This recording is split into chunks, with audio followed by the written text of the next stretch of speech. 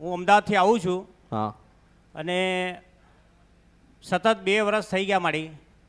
આ મારી પત્ની છે, તો રાત્રે અમારે લાઇટ ચાલુ કરવીને ઊંઘવું પડે છે. લાઇટ સતત ચાલુ જ રાખવી પડે છે. સતત 2 વર્ષ થઈ ગયા. જો લાઇટ બંધ કરી નાખીએ તો કોઈ છાતી પર આવીને બેસી જાય, કોઈ ટાંટિયા ખેંચી જાય અને માથામાં માર મારે, એવું બધું થયા કરતું હતું મારી. આજે બી અમે લાઇટ ચાલુ રાખીએ છીએ અને આ બહુ જ મોટી તકલીફ થઈ ગઈ છે અને ઊંઘ જ નથી આવતી મારી. અને આ તકલીફ મારે છે. અને આની પહેલાં પણ આવી તકલીફ થતી હતી મારી મને. તો ઘણા ભુવાઓ પાસે જોડાયું, ભુવાઓ આવે ને વાંયડું વાળે ને એવું બધું કર્યું, બરાબર. તો થોડા સમય માટે સારું રહી, પાછું ચાલુ થઈ જાય અને પછી બધું જ બંધ કરી દીધું કે કોઈની પાસે જવું નથી, કશું કરવાને દુઃખને વારી લીધું માં. અને એટલું દુઃખ આવ્યું માં, તે કંટાળીને મરવાની બી મેં કોશિશો ઘણી વાર કરી છે. કંટાળીને કે મરી જવું છે, એટલી હદનું મને દુઃખ પડેલું છે માં. અને મને પણ રાત્રે છાતી પર કોઈ બેસી જાય અને હેરાન કરે, ગોદરું ખેંચી લે અને ડરાઈ મારે, ઝબકીને જગાડે. એક રાતમાં 3 વાર મને જગાડતું હતું મારી અને સતત જગાડતું હતું અને કંટાળી ગયો હતો મારી. એ મને તો બંધ થઈ ગયું. પછી મારી વાઈફના જે મારા મેરેજ થયા એમને ચાલુ થઈ ગયું. 15 દિવસ જ સારું રહ્યું છે લગ્ન પછી, અને પછી આ તકલીફ ચાલુ થઈ અને લાઇટો ચાલુ રાખીને જ અમારે ઊંઘવું પડે માં. આ બહુ મોટું કારણ છે માં, દુઃખ છે મારી.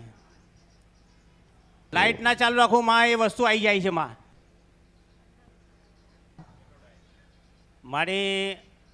મારા વાઈફના 2 વર્ષથી આવે છે, 2 વર્ષ જેવું થઈ ગયું માં.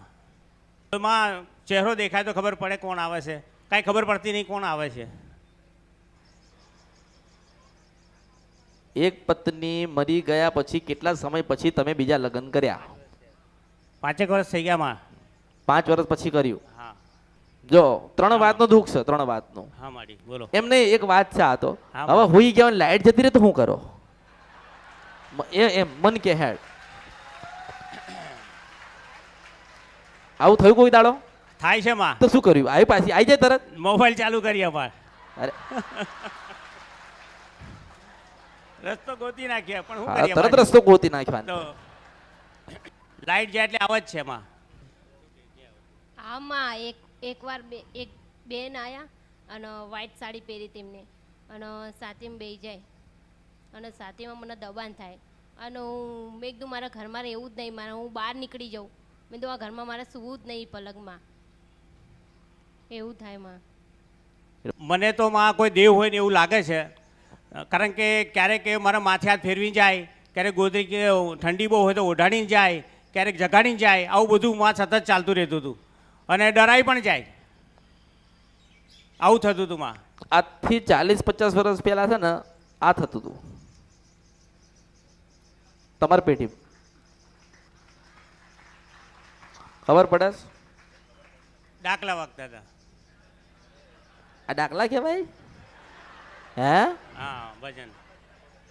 મેલડી બહુ મેલડી ભક્તિ બહુ મેલડી કરે. મેલડી મેલડી ના, મેલડી કોણ? 84 ખાતાની મેલડી. પેલા નરસિંહ સાહેબ બેઠે ને એના ખાતાની મેલડી.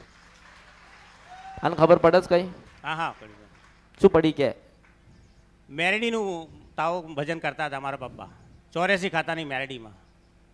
તમને 3 વસ્તુનું દુઃખ છે. હા માં. હા પણ જે તારી પત્ની મરી ગઈ ને એને તારી એક બાજુ રાખો. તારા પત્ની મરી ગઈ ને એને એક બાજુ રાખ. અત્યારે પહેલા તમારા આવો મેલડી દુઃખની વાત કરું. મેલડી, સતી અને નરસિંહ સાહેબ, 3નું દુઃખ. 3નું દુઃખ છે. નથી ઉતરતું? ઉતરી ગયું માં. શું ઉતર્યું? મેરડી, સદી અને નરસિંહ સાહેબનું દુઃખ છે મારી. હા. 3નું દુઃખ છે. તમે એક કામ કરો, એક વખત છે ને સધી માનો દીવો કરો. કોનો? સધી માનો. હા, સધી માનો દીવો કરો. ખાલી દીવો કરો અને માને પ્રાર્થના કરો કે માં તમે રાજી થજો, રાજી રહેજો. એટલું તો કહી શકીએ ને. હા હા. તું પેલા એટલું કર, સધી માનું તું દીવો કર, બરાબર? દીવો કરીને તું કહે ને કે પેલું લાઇટનું શું કીધું તે? બંધ કરીએ ત્યારે મારી તકલીફ વધી જાય. પેલી વસ્તુ આવે, વસ્તુ આવી જાય છે. બરાબર ને? સધી માનો દીવો કર. સધી માનો દીવો કરવાનો. દીવો કર અને પછી અંધારું કરીને તમે જુઓ આવે છે કે નહીં. કરી જોઉં માં. ખબર પડી આને કઈ હા, મારી? પડી ગઈ.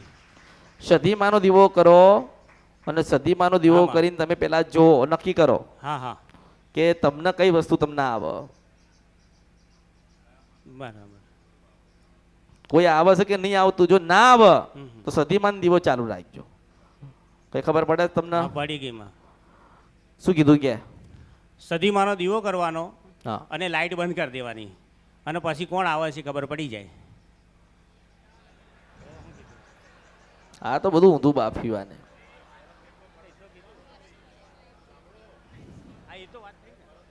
હા, ફરક કેટલો પડે એ જ ને મારી. સધીમાનો દીવો કરો. હમ. આપણે સધીમાન પૂજવાનું ચાલુ કરો. સધીમાં કેટલું આપણને સારું કરે છે તમે જુઓ. પછી એના ઉપર એક એક એક દેવના સમાધાન આપણે કરી નાખીશું. બરાબર. થાય કે ના થાય? થાય. મેલડીનો દીવો ક્યાં થાય છે? મંદિરે, ઘરની અંદર. ઘરની અંદર હા, 9 લાકડાનું મંદિર આવે ને માં. મંદિરમાં બેહાડ્યા? હા, એને બેહાડી. પાન્યાદીએ. હા બહુ સારું કહેવાય. બેઠ્યા છે? હા માં. હા, બેઠ્યા છે? બેઠ્યા? હવે માં અમે દીવો કરીએ છીએ હવે. હા,